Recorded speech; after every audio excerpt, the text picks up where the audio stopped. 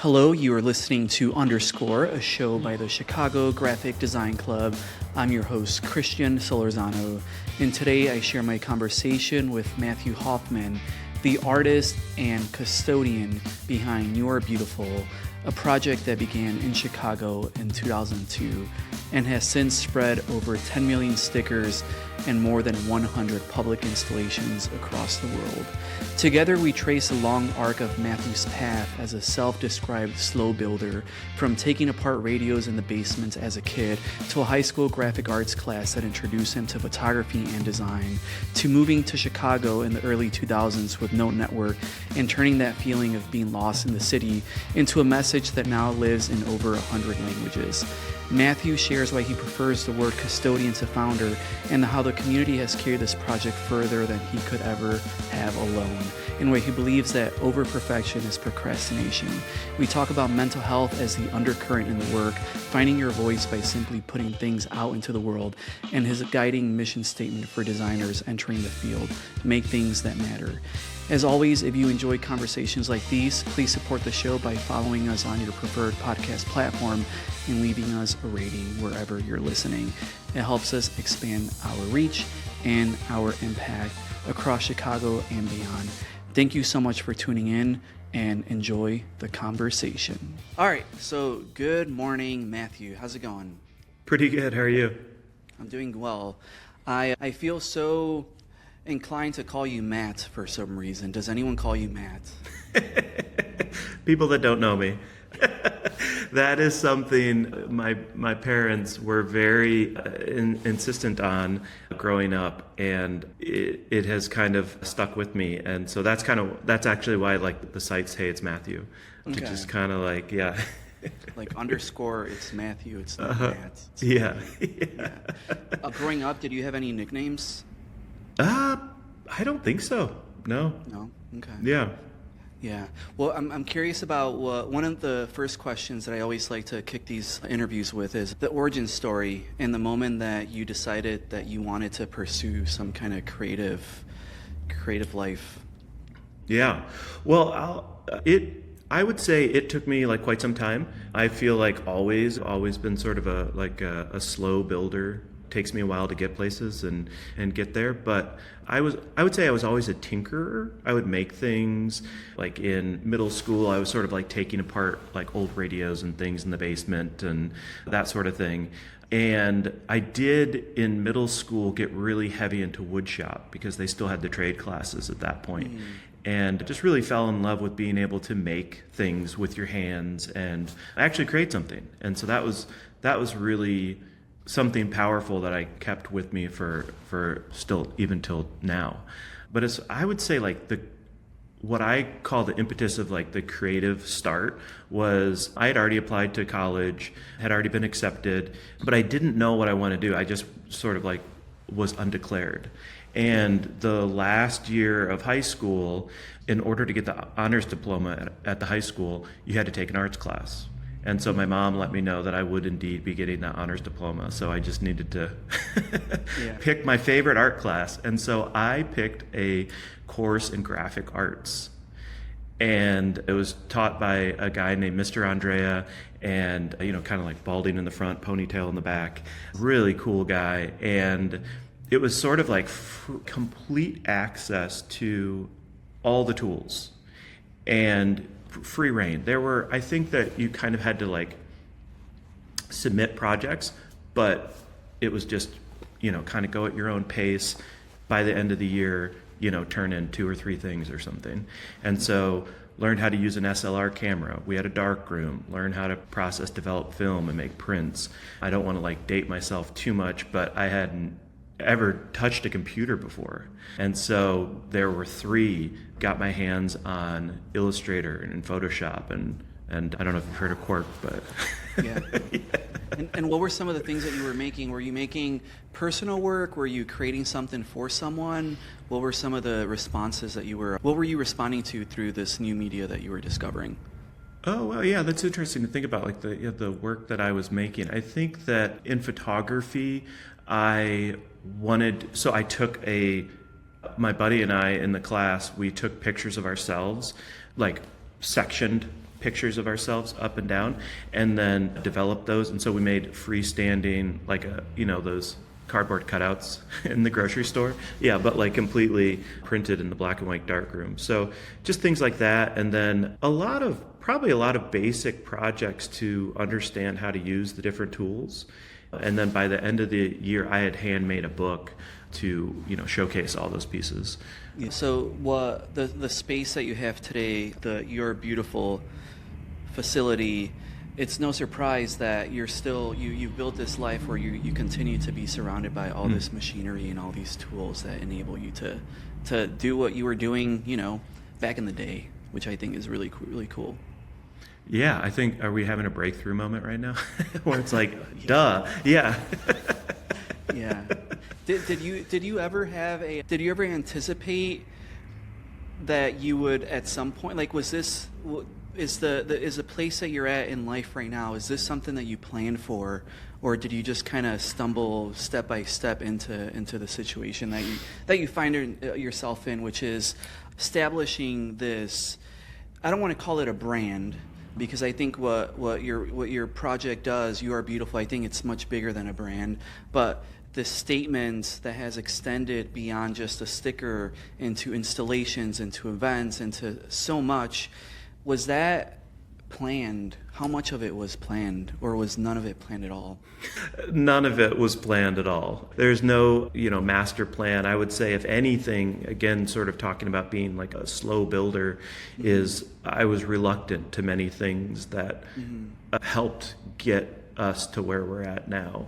I was reluctant to sort of do many things that it took to sort of take it from a project, which I still, consider it a project, into sort of more into the business realm, just to keep it self-sustaining. Yeah. So walk us through, I believe is like March 2002. That's when You Are Beautiful is founded. Is that correct? Was that 2002? Yep. So that's when I moved to Chicago. Yep. So you moved to Chicago. Walk us through everything that led up to your move to Chicago, and where were you coming from, and what brought you here? Yeah, so I always lived in the Midwest, Ohio and Indiana, born in Ohio, and we kind of popped around every couple of years to different places, and then I went to school in Muncie, Indiana at Ball State, and really wanted to get to Chicago. I remember kind of like taking field trips and, coming around, the south side of the city and just seeing that skyline. It just really makes your stomach drop. And I wanted to figure out how to get here. And so in those days, we would go get the Tribune, Circle One ads, and I would go to the library and, send my resume to people. And so I was able to get a job at a publications firm in Lincolnwood here. And that's what brought me here. And so I came for the job and had no sort of no network of family or friends, but it was really exciting to explore the city, really my first time on my own. And so it was, I had the time of my life. And also in all that sort of audible and visual chaos, you can feel a little lost and alone. So that's where the message kind of came as a response to all the things I was going through. Yeah, and at your space, you have the original You Are Beautiful sticker in the back, and it's framed. Mm-hmm. And that, I'm guessing that was the original 2002 sticker.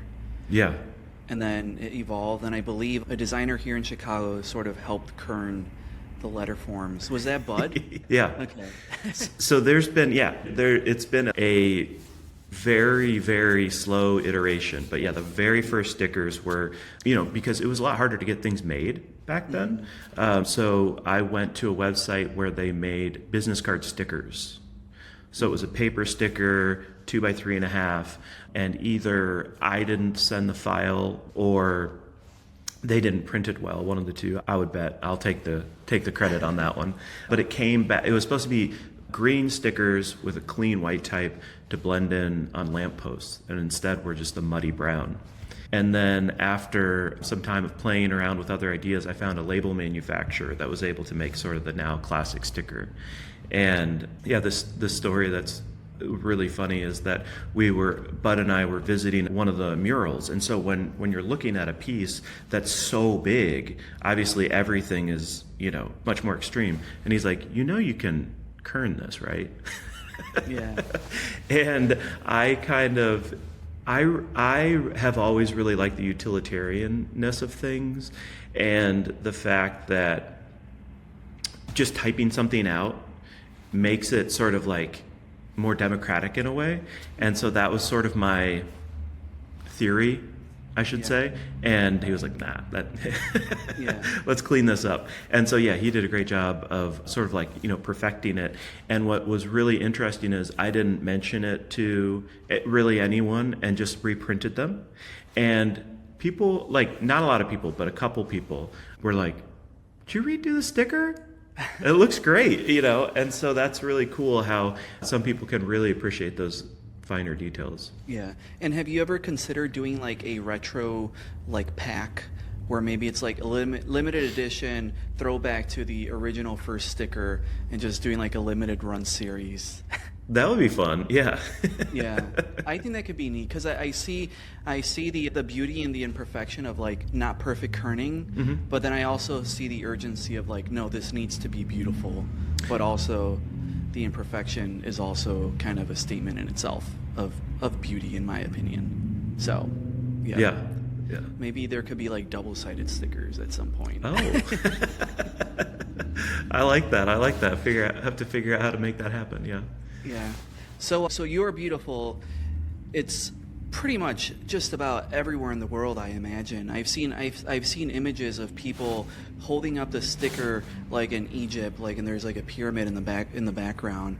I've seen them like in bathrooms. I've seen them like stop signs, office spaces, water bottles, everywhere. And I know that the last time that you and I spoke, I believe it was late last year, or early this year, I asked you a question of where have you seen, what's the most unexpected space that you've seen some of your work in? And I'd love for you to share that with the listener. Yeah. I think probably the thing that and this was a long, long time ago, but one of the best spots was I never thought we'd get to Antarctica. And in those days, it was like just sort of like different. We weren't like shipping normally. It was like I would ship stickers out occasionally every couple months when I had the moment. And so I made a downloadable sticker where you could just print on like Avery labels, return address mailing labels. And so someone was going to Antarctica and asked me actually I created it for them and then added them to the site. But they put that sticker on a stuffed penguin and put it out in a field of real penguins in Antarctica. So that got us to all the different continents. Yeah. And I know that, is it true that there's over 100 installations of yours in the world? Is that Okay.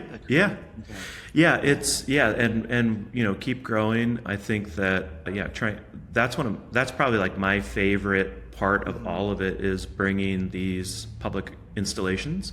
So that's been my mission, to keep bringing those to different places and growing those out.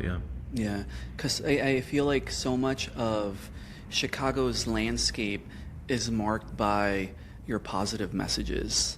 And I feel like in just about every pocket of Chicago, there's like an echo of "You're Beautiful" that's like present there. And most recently, I'm recording this in Oak Park, and if I stand up and look out my window, there's another piece of yours that's going to be there for about a year, you mentioned. And I think it's great. How do you feel about it? I'm like, is it just curious about how you feel about so much of this message all over the place. Yeah, I mean, I love it. I think that we are so bombarded with stress or negativity. I experience it daily is so much negative self-talk. I mean, there's just so much going on where I think we need more positivity out there and to interact with and to really kind of help us all get through the day. So, yeah, I mean, I've always said this, I'll keep going as long as I'm allowed, Yeah. And I'm guessing, that when it comes to any sort of positive message, there tends to be people that will either push back or sort of want to challenge the message that you're creating, that you're trying to put out into the world. Do you deal with that? Is that something that, because I've seen some stickers that will say the opposite of "you are beautiful" as a way to be, I don't know, counterculture or something, and I'm curious about what kind of responses you receive and whether that stuff, weighs on you. It is true that like you don't remember the 100 nice things that someone said, but you do remember the one, negative thing that someone said. I remember that, like in art school, that someone said that about like when people come to your show, that's going to happen. And so I would say that, there's always going to be sort of like, what I think is interesting about it is it creates a conversation. And there's no one that I haven't talked to about it who we haven't, after a really positive and great discussion, sort of come eye to eye to really get a good understanding of where we each are. Because at the end of the day, we're human. So there has been some, I would say, misunderstanding of the message, where it is true, it does use the word beautiful, and beautiful is sort of like a very, or it can be like just a visual aspect. But the whole point is that each of us, every single person on the entire world, is beautiful and is worthy and is enough. And that's what the message is all about. And it isn't about the visual aspect. And so I think that's maybe the only, misunderstanding that is able to be cleared up and figured out. Yeah. And how has your definition of beauty evolved through the last, 20 plus years? Do you find that it's ever shifting, and what are you finding beautiful these days?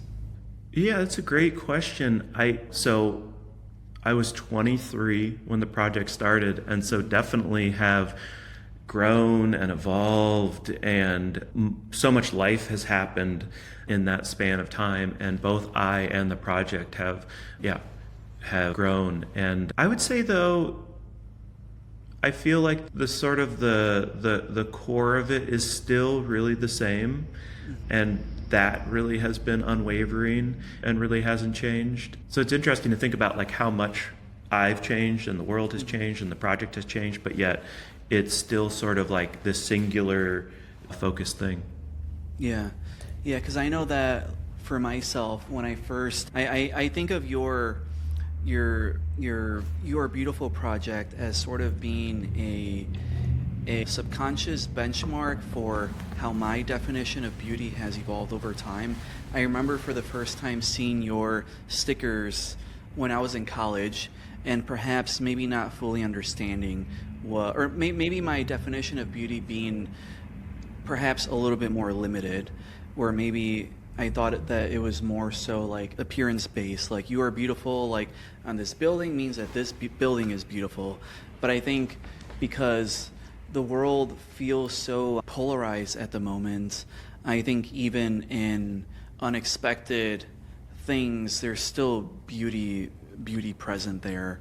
And I just find that to be, especially today, even more so urgent to just inject our environment with messages that are counter the status quo, which is to try to sell you something. Even this little piece here that I have here that says take care of others and allow others to take care of you.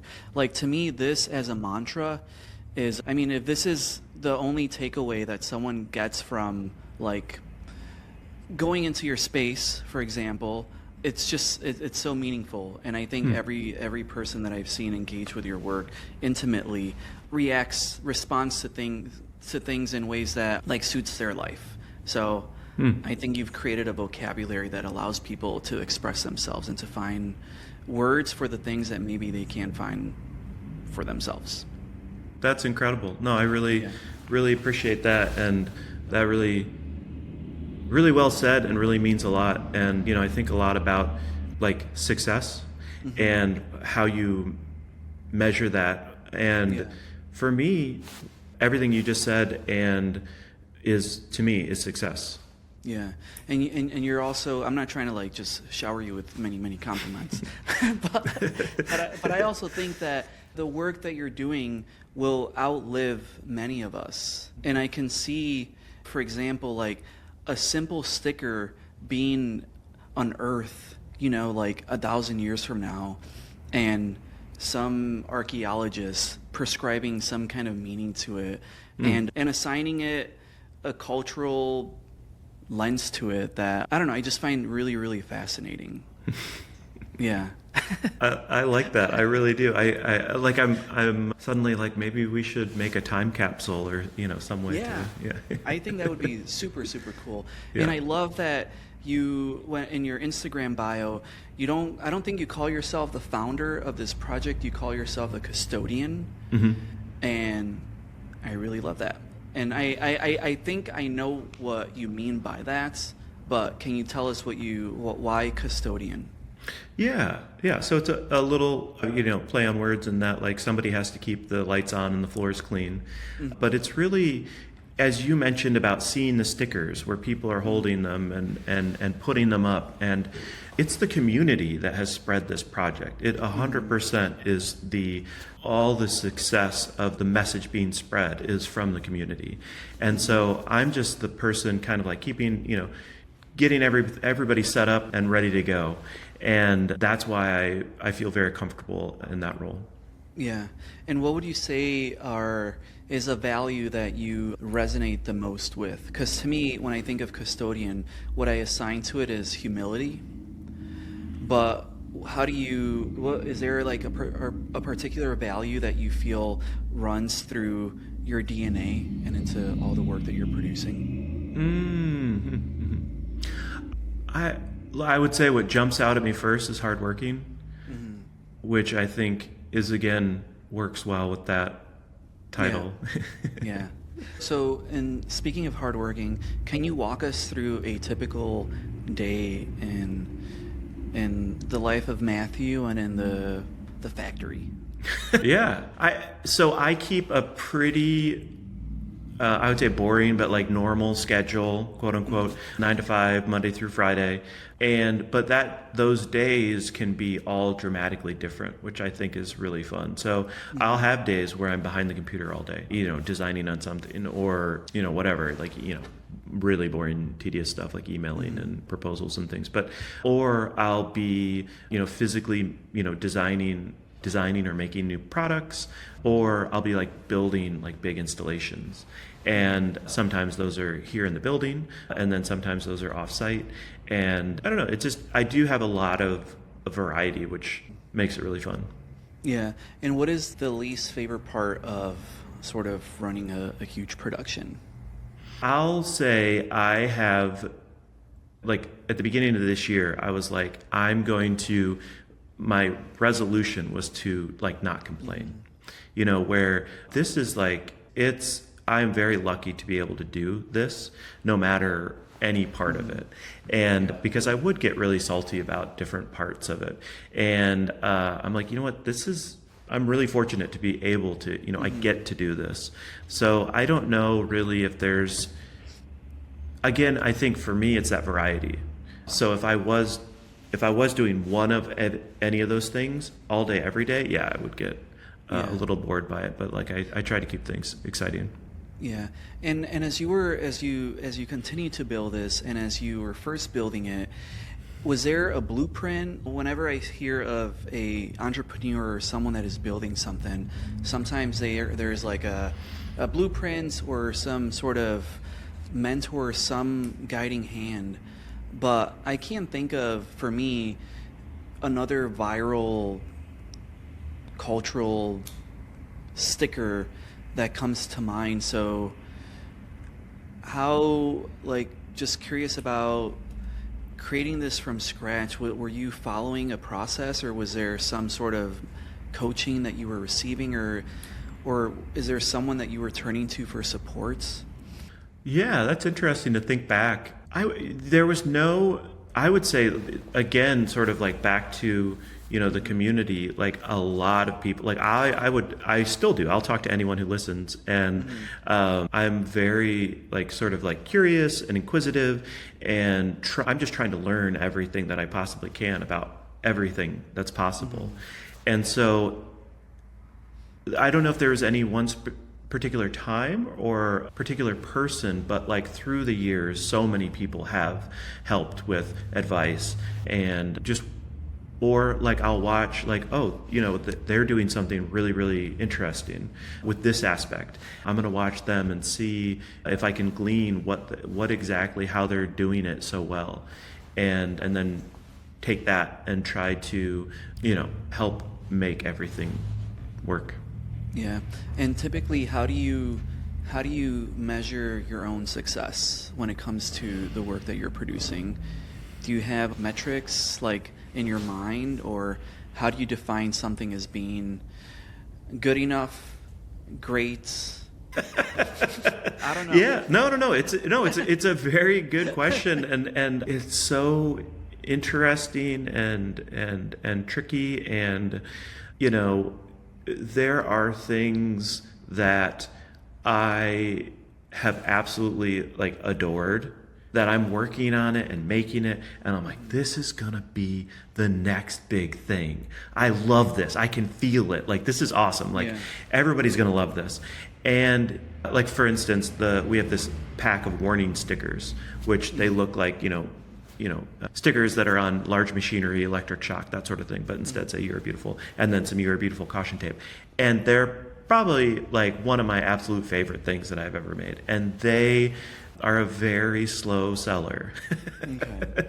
And so I don't know, but I love them. I love that they're out in the world. I know that I'll go to someone's house and they'll have one, on an outlet cover or something, and they're like, they point it out, and I'm like, that's awesome, So, and then on the other hand too, I'll be like, yeah, I don't know how this is going to do, and then it really does well, performs well. So I'm not the best at sort of like tracking, or I'm sure that like I would make someone with like an MBA cringe by saying this, but like most of it's just like a feeling and how I feel about things, and just like those warning stickers, like they don't perform well enough to sort of like keep them, but because I love them so much, I can, and I do. And so much of the messaging that I see in your work, to me, there is this undercurrent that deals with mental health. To me, I think about the phrases that you put out there as being some kind of, like I was mentioning earlier about this here. To me, this phrase, take care of others and allow others to take care of you, that second part, allow others to take care of you, the reason why I resonate with this is because sometimes I struggle with that second part. I find it easy to take care of other people, but sometimes allowing someone to do something for me, I find to be quite challenging. And I was talking most recently with someone very close to me about how letting someone take care of you is a form of you taking care of yourself. Mm-hmm. So are some of these pieces autobiographical, or are they just things that you're hearing, things you're seeing and responding to? But maybe talk a little bit about mental health. Yeah, absolutely. So, we've worked with NAMI. We've also worked with Hope for the Day and Sip of Hope. We had actually been coincidentally working on phrases that were very, very similar. And so when Sip of Hope opened, there's a piece in there that says, "It's okay not to be okay." And I would say that on some level, anything that I have written or shared is given to myself first. And that's actually kind of how I come up with new phrases. I guess I don't know if I've ever shared this publicly, but I write down little notes all the time. And normally most of us don't really have much going on Sundays, or at least I don't. And so I put them in as calendar entries for a future Sunday. And then just during the day, you'll get these little alerts. And some don't make any sense at all. And so I'm like, okay, so I'll delete that. But then some will just like hit you. And it's just, and if it has that power again to do that, then I'm like, this is something to work with. So I would say that's where all the kind of like thoughts and phrases come from, just throughout daily life. Either I hear something, someone says something, or I think of something. And so it is all of this ongoing conversation that is really to try to keep us all feeling better. Mm-hmm. And have you ever received any kind of very touching response to your work where maybe you, I don't know, like, not to be dramatic, but maybe someone's life was saved, or someone was able to overcome a dark period in their life simply by, I don't know, seeing one of your pieces? Because I could imagine that kind of similar to songs, where sometimes my favorite part about YouTube is reading the comments, and sometimes I'll see, a song that I'm a big fan of, and sometimes the comments will be like, this song saved my life, or this artist got me through the darkest periods of my life. So I'm assuming people must feel a sense of healing that comes from the work that you're producing, and to me that must be one of the most rewarding aspects of design, because you're essentially not selling a product, you're sort of selling a state of mind, or a approach, or an attitude. Even if people are not buying the thing, maybe they're just driving past it. I don't know, I find that so beautiful about just design being able to do that. Yeah, no, it's really the most rewarding and humbling part of it. And this wall behind me is our letters sent in ever since 2003. I made a single HTML web page that said, if you want 5 free stickers, send in a self-addressed stamped envelope, and still do it till this day. And it's just been incredible, the response, where it's, to some people it can confuse them. To some people it's just like a little smile, a little pat on the back, or has really made a significant difference. And what people have shared over the years has really been powerful and meaningful. And to have a hand in helping someone do the work that they need to do is really, really powerful. Yeah, you're like I don't know how to describe it, but like, this might be, let's see, I don't want to use the word saint, but there is some sort of like this, let's see, what would be the word for it? I don't know, like a motivational figure, or I can't find the words for it, but I think the body of your work is more than design. It's not just, it's way more than design. I know for myself that there's a handful of people in Chicago that I subconsciously I'm super inspired by, and I would say, like, you're definitely one of the people that come to mind as someone that has formed something in Chicago that has rippled across. I think of mutual friends of ours, like such as Tanner with the Design Museum, and like Rick Valicenti, and a handful of others as just being, people that I aspire to sort of do something as impactful as. And I'm assuming there's also a lot of younger designers that are, also feeling that ripple. I really love the event that you had at your space, where t-shirts for the Design Museum were being distributed. There was like a photographer, and you were, showing people the space. I think your project shows what design is capable of. And for designers, we go to school and we think that design is just like a transaction where we use our skills to produce some kind of business outcome, and I think you've demonstrated that it can be more than that.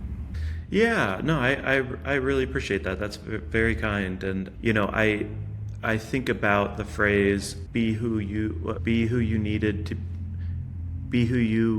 needed when you were younger. Yeah, yeah. I'm butchering it. I think I even have a woodcut with that phrase, but in the moment, I can't quite think of the exact wording. But yeah, I mean, that's all I want to do is show that, like, hey, anything is possible. Yeah.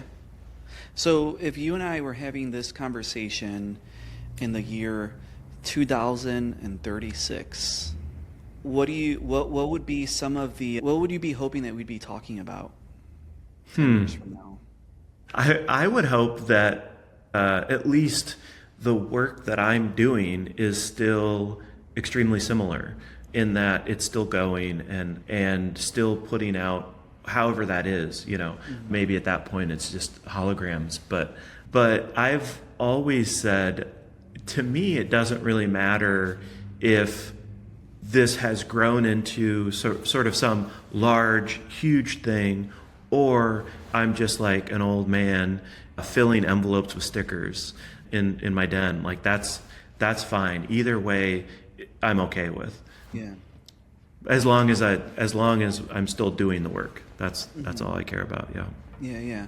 And I'm curious to hear a little bit more about, outside of this work that you're doing, what are some of your other interests and what are sides of Matthew that maybe, people wouldn't guess from just doing a simple Google search?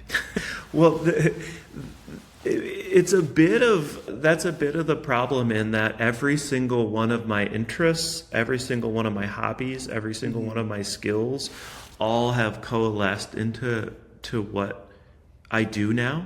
So I guess fortunately for me, I still really enjoy it. And so I'll just find random things to begin to like obsess about or think about or work about. I have wanted to, for many years, I think I have written this down, that I've wanted to make like small maquettes, sort of like with, scale people and, that sort of thing. And I finally, like this week, started ordering like different things to be able to begin to make those. But again, they're going to be then sort of like ways to show how public art you can kind of interact. But it's an interest of mine that I'm then bringing into sort of like a way to like have fun hobbies, also be productive, I guess. Yeah, yeah. And what are some of the things that keep you up at night? That's a big one. Most of the time, it's just all the things that I need to do. I would say it's the best quality about me, but also the worst quality. It's like when I start thinking about something, I really obsess about it.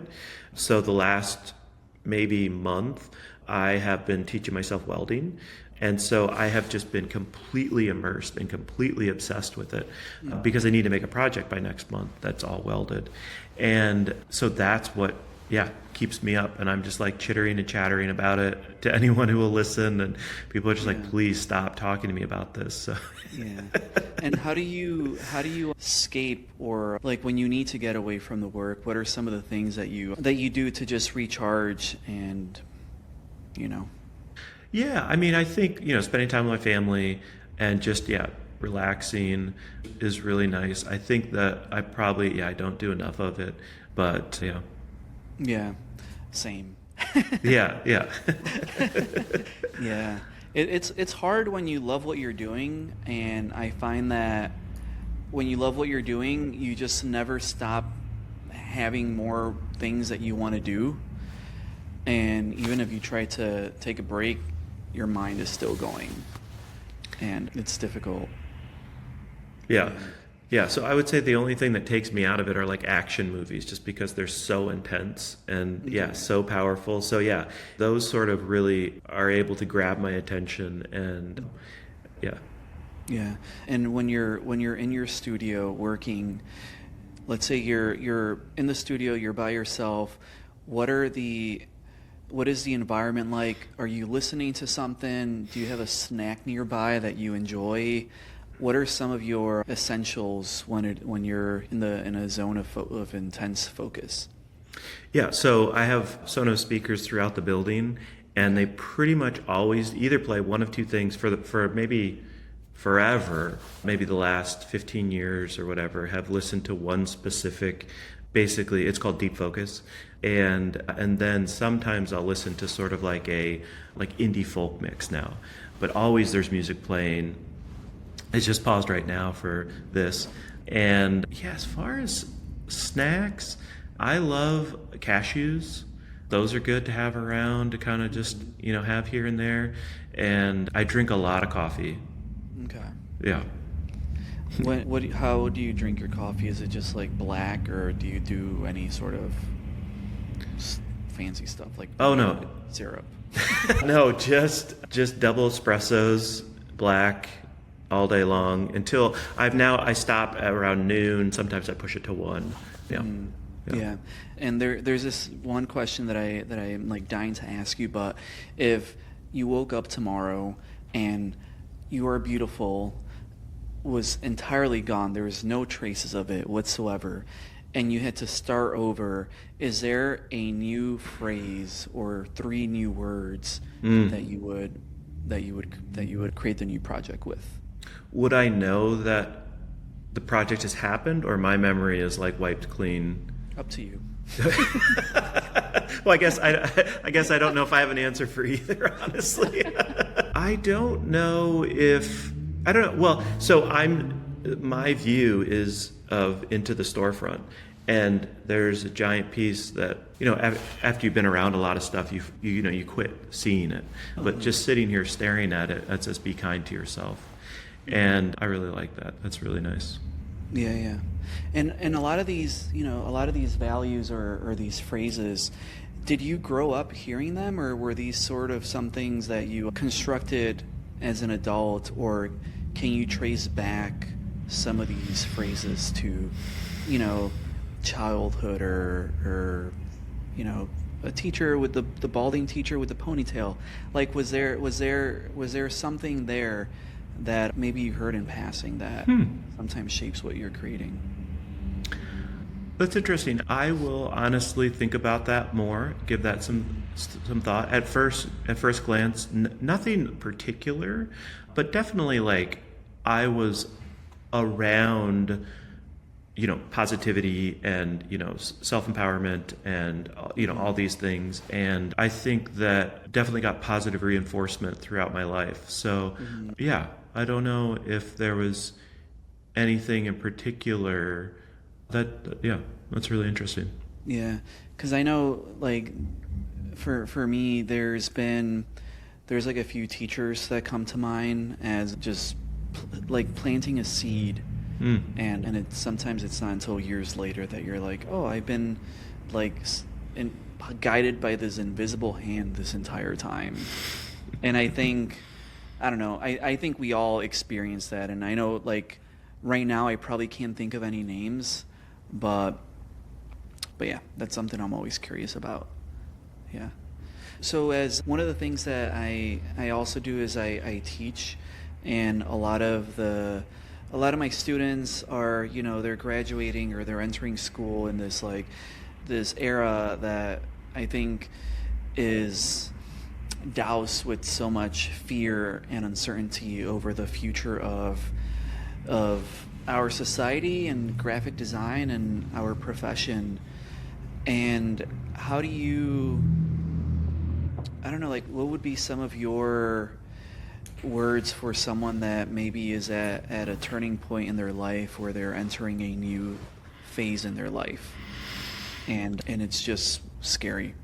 Yeah, I think all of life is scary, but big change is the absolute scariest. And, my son, he's turning 18.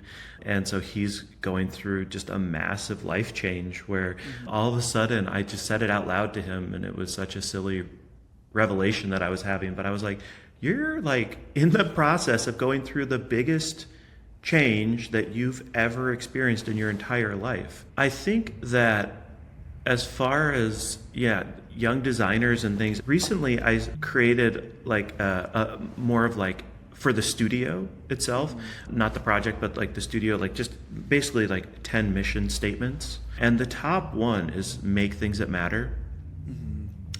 And to me, like that's I think you could just stop there. I think that, the other 9, I was like, oh, okay. I mean, they're very good, but like, I think just like focusing on how to make your mark and have your voice heard and really do things that matter. And if you focus on that, nothing goes away, but everything kind of falls to the wayside. Yeah. And for you, how did you find your voice or learn to trust your voice? Because I feel like that's a scary thing sometimes, is the inability to trust what is in our mind. And to this day, I still sometimes feel like I can't trust like my voice. And I'm sure you feel the exact same way sometimes as well. Yeah. So are there any practices or anything that you do to sort of stop that mind of like just, whether it's doubt or fear, any exercises that you find useful for yourself?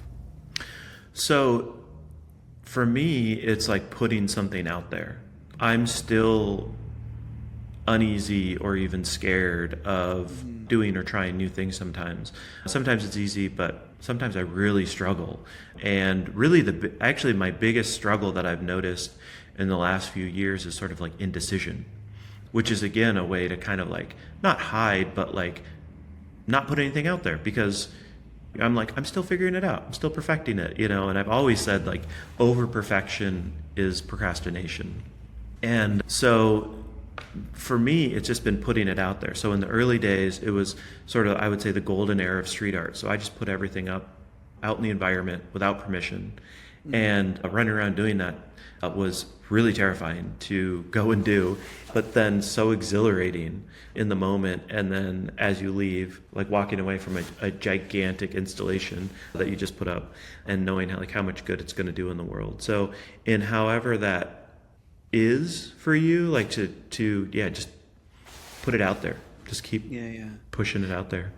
And how do you, like when it comes to the evolution of, because for example, You're Beautiful has extended to so many various products that go beyond the sticker. Like for example, there's, how many languages do you now produce of You're Beautiful? Yeah, 118 languages. And then also trying to do also in any way imaginable. So we have Braille, we'll have ASL in a month or two. Yeah. Yeah. In any way it translates. And is there something else that maybe you haven't, that you're working through? Like you mentioned welding as being like a new sort of discipline that you're getting into, but how do you gauge when it's time to introduce yourself to a new medium or like a new application of the project? I think they come in different ways. Mm-hmm. So either I'm a little bored. I always fall back on like trying to do things yourself. So there are things you just have to outsource. And there's also sort of like a lot of freedom and flexibility with that. If you don't have a shop, then it's a great way to have things made. But then you're reliant on someone else. You're probably paying a premium at that. And then you don't have like sort of like that full control over something. Mm-hmm. So that's actually where, the welding for this project came in, where I'm like, okay, I really want to do this a certain way and make sure that it's done exactly how I'd like it done. So to do that, I'll need to sort of like do it myself. And so, yeah, either boredom and interest, or most of the time there's a reason. And then I'm like, okay, well, so this setup costs X dollars. If you get another project where you can use that setup, then it's half the price. Yeah. I know it's not real, but that's how I kind of keep, and then you just keep adding, and soon you're able to kind of produce anything that you need to. And there's to me, there's a lot of freedom to that. And there is this like visual language with a lot of the work that you do. And the most obvious one is the script that you see throughout the city. There's also the very simple, is it Helvetica that the stickers are in? Mm-hmm. Yeah. Yep. So there's this simplicity, there's this boldness as well. The piece that's outside of Lake Theater here in Oak Park, it's like a bright yellow. So there seems to be this like visual vocabulary that you're pouring into your work. Is that Can you walk us through some of the decision making of how something like literally looks? Yeah, I mean, so for me, it always starts with the idea or the message. And then they're probably like outliers, but I would say that, yeah, there's the sort of like Helvetica simple, there's the hand-drawn cursive, and then another that I call all caps that are just like Sharpie hand-drawn. And so it is sort of like, well, what is going to suit this the best, or how it can look. Ascenders and descenders are like the bane of my existence when it comes to physically making things, because you could have a great word and then it has just a descender in the middle of that word, and now you've have a topsy-turvy piece. So there's like it starts with the message, but then how can it be made? And so then materiality, if it's indoors or outdoors. So there's sort of like, I would say at the start of something, there's like maybe 5 or 10 different like things and then it begins to filter through all those steps. Yeah, because what I always really fascinated to see is when other people do their interpretations of the sticker. And I remember this was maybe 10 years ago. Like there's an exhibition where there's just a lot of displays of people's take on "You Are Beautiful," and some people were doing different colors, different textures. I remember someone like did a mirror, I believe. So it's just really cool to see how everyone assigns beauty to such a simple and bold message. Yeah. Is there any that you've seen that sort of stand out to you as just being interesting or weird or whatever? Yeah, I mean, the collaborations that we've done have been the most interesting and fascinating things. We also do then a sticker club where there's an artist sticker every month, and so we're constantly doing these collaborations where I think they say about collaboration 1 and 1 doesn't equal 2. Like it's interesting like where things go, and I would say that over the years, what could be. Well, actually, Alex Fuller did a sticker once with no words. And it's a very simple stick figure looking into the mirror, smiling. I just love anything that kind of, just these plays on how to keep moving sort of like the spirit of things forward, I think is really interesting. Yeah, because there is such a nonverbal aspect to just the statement, "You are beautiful." And I like that. I've never seen that one, but it sounds really, really cool. Yeah. So cool. So we're almost at time, but I'm curious if there's anything that you're working on at the moment that we can expect to see soon, or anything that you'd like to share with us. Again, back to always pushing things forward and obsessions. Recently, this last month, got a sticker printer, and so I think on the surface level it's really boring, but the amount of time I spent researching different printers and then their capabilities and then materials that it takes to print them. But now we can print a good amount of stickers in-house, so we're going to start doing that more. And again, going back to, if you own I guess this is the printing press, literally, then you can have control over what you're putting out in the world a lot more. And so that's been really exciting, and the hope is to really learn and master that, and then be able to do all sorts of collaborations or offer that up for other people and that sort of thing. Do you have a rough estimate of how many stickers you've produced? So we say on everything over 10 million. It's about 11 and a half right now. I keep like sort of a running tally, but to update everything, I think over 10 is enough. I'll leave it like that for a while. I wonder how if 10 million stickers would it fill up a car? Would it fill up like a room? Like, I'd love to see that visualized. Yeah, I think it was only this was years ago, but I was doing some math. And so it's quite some time ago, but it was like till Milwaukee and back, I think, with like 4 million stickers in length. if you put them end to end.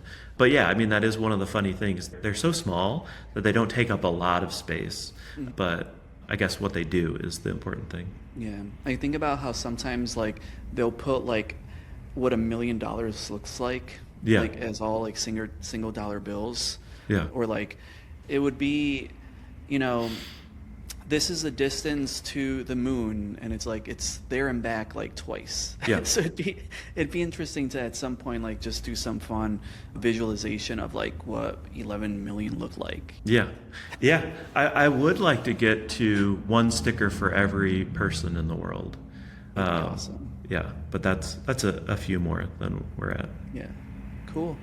Well, thank you so much for taking the time to chat with us today. I had a lot of fun learning more about you. And I always say this in these conversations, but the door for the Chicago Graphic Design Club is open, and we'd love to collaborate with you, and we just love what you're doing. And I speak on the behalf of myself and the Chicago graphic design community. So thank you for all that you do. Oh, thank you. No, that's incredibly kind, and I really appreciate that. And yeah, let's find a way to collaborate. I'd love that. Yeah. Cool. So what are you up to for the rest of the day? Projects. Yeah, more work begets more work. And so we sell you have I call those the medium sculpture. Yeah. So then there's mini sculptures. So I've got to make a real big batch of those this afternoon. Okay. And around what time do you usually wrap up for the day? It depends, somewhere between 5 and 7. Okay. Yeah. Very cool. Awesome.